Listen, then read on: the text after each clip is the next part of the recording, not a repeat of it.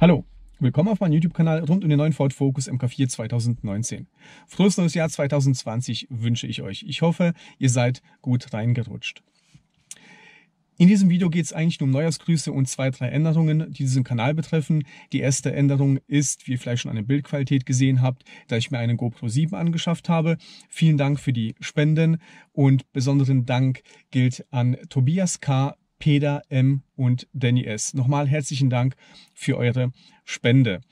Durch die GoPro erhoffe ich mir natürlich bessere Bildqualität und ich versuche auch die Videos jetzt kürzer zu fassen, besser zu schneiden, so dass es auch vielleicht ein bisschen interessanter für euch wird. Und die zweite Änderung ist, dass Videos jetzt nur noch alle 2 Wochen hochgeladen werden, weil der wöchentliche Rhythmus einfach viel zu kurz ist, damit ich neuen Content erstellen kann. Okay, das war's soweit. Ich wünsche euch noch einen schönen Tag und bis zum nächsten Video. Ciao!